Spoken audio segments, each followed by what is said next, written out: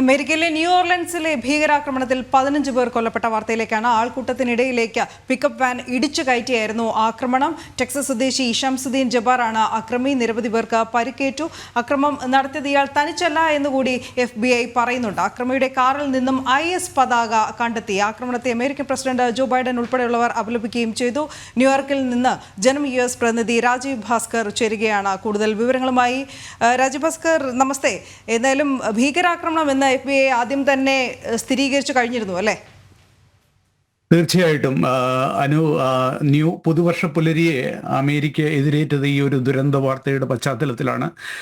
ലൂസിയാനയിലെ new Orleans നഗരത്തിൽ ഇന്നലെ ഏകദേശം പ്രാദേശിക സമയം 3 മണി കഴിഞ്ഞ് 3:15 മണിക്കാണ് സംഭവം നടക്കുക.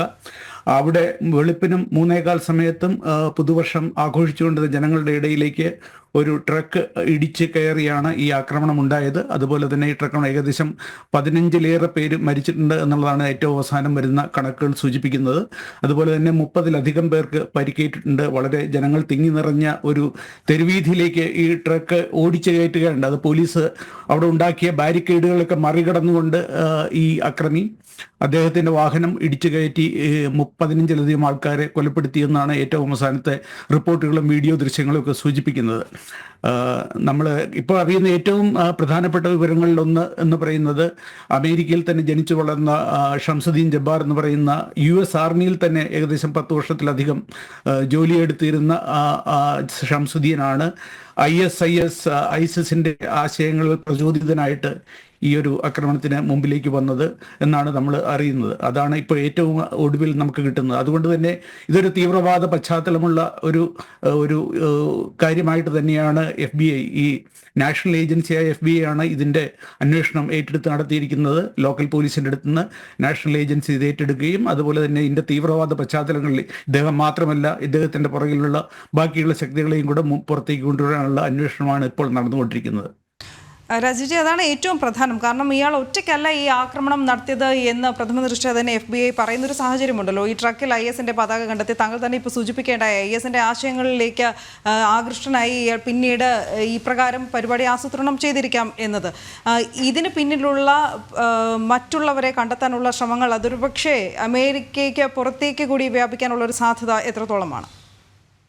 തീർച്ചയായിട്ടും ഉണ്ടാകാം. എന്നാലും അമേരിക്കയിലെ നേരത്തെ പറഞ്ഞ പോലെ അദ്ദേഹം വാടകയ്ക്കെടുത്ത ഒരു ട്രക്കിലാണ്. ആ ട്രക്കിൻ്റെ പുറകുവശത്ത് അദ്ദേഹം ISന്റെ ഒരു പതാകയും കൂടെ സ്ഥാപിച്ചിരുന്നു. ഈ സംഭവം നടക്കുന്ന സമയത്ത് വാഹനം ഓടിച്ചു കയറ്റിയ സമയത്ത് ഈ പതാകയും വഹിച്ചുകൊണ്ടുള്ള ട്രക്കിലാണ്. അപ്പോൾ നിശ്ചയമായിട്ടും ISന്റെ ബന്ധം അവിടെ സ്ഥിരീകരിക്കപ്പെട്ടതാണ്.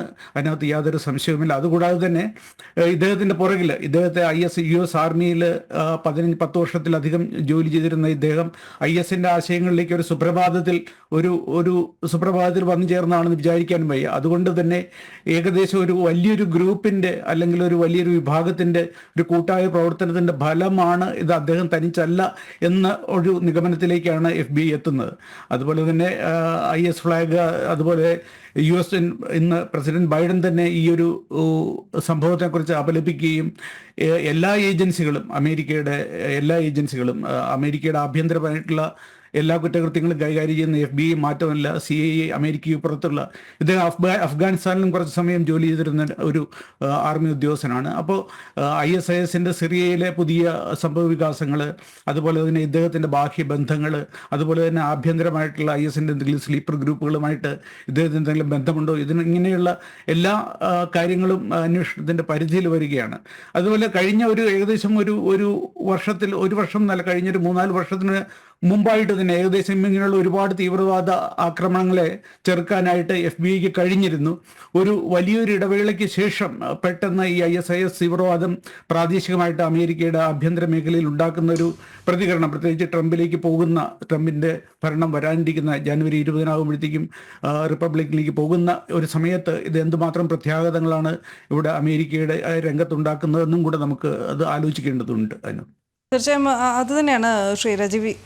ഈ പറയുന്നത് പോലെ തന്നെ ഈ ജോ ബൈഡന്റെ പ്രതികരണം മാത്രമല്ല, ഇനി ഏതാനും ദിവസങ്ങൾ മാത്രമേ ഉള്ളൂ ട്രംപ് ഭരണകൂടം അധികാരമേൽക്കാൻ. ആ ഒരു സാഹചര്യത്തിൽ ഇനി പുതിയ ഭരണകൂടം കൂടി ഈ ഒരു പ്രവൃത്തി അല്ലെങ്കിൽ ഈ ഒരു ഭീകരാക്രമണം ഏത് രീതിയിൽ കൈകാര്യം ചെയ്യും എന്നതും പ്രസക്തമാണ്. അതിനു മുൻപ് ഒരു പക്ഷേ ജോ ബൈഡൻ ഭരണകൂടത്തെ സംബന്ധിച്ചിടത്തോളം ഏറ്റവും വലിയ തലവേദന സൃഷ്ടിക്കുന്നതും ഇത് തന്നെയായിരിക്കും. കാരണം പുതിയ ഭരണകൂടത്തിന് ഈ അധികാര കൈമാറ്റം നടക്കുന്നതിന് മുൻപ് തന്നെ ഇതൊരു ഭീകരാക്രമണമാണ് നടന്നിരിക്കുന്നത്. ഇതിന് പിന്നിലെ കാര്യങ്ങൾ ചുരുളഴിയിക്കേണ്ടതുണ്ട്. IS-ന്റെ സാന്നിധ്യം അമേരിക്കയിൽ ഉണ്ട് എന്നത് ജോ ബൈഡനെ സംബന്ധിച്ചിടത്തോളം ഒട്ടും ആശാവഹവുമായിരിക്കില്ലല്ലോ. തീർച്ചയായിട്ടും. അതുപോലെ തന്നെ ട്രംപിൻ്റെ ഏകദേശം 1-2 ആഴ്ചക്കുള്ളിൽ ട്രംപിൻ്റെ പുതിയ ഭരണകൂടം അധികാരത്തിൽ ഏൽക്കുകയും അവിടെ തന്നെ ഈ പറയുന്ന അന്വേഷണം നടത്തുന്ന FBI-യുടെ ഏറ്റവും പ്രധാനപ്പെട്ട ഡയറക്ടറായിട്ട് നിയമിതരാകുന്നത് ഒരു ഇന്ത്യൻ വംശജനാണ്. ശ്രീ കാഷ് പട്ടേൽ എന്ന് പറയുന്ന ഒരു ഇന്ത്യൻ വംശജനാണ് FBI-യുടെ ഡയറക്ടറായിട്ട് സ്ഥാനമേൽക്കാൻ പോകുന്നത്. അപ്പോൾ അദ്ദേഹം എങ്ങനെയായിരിക്കും ഈ ഒരു ISIS-ന്റെ തീവ്രവാദ പ്രവർത്തനങ്ങളെ നിയന്ത്രിക്കുക? ഇതൊക്കെ എല്ലാം മാധ്യമങ്ങളും അമേരിക്കയുടെ ആഭ്യന്തര ലോകവുമെല്ലാം വളരെ ഉറ്റുനോക്കുന്ന കാര്യങ്ങളാണ്.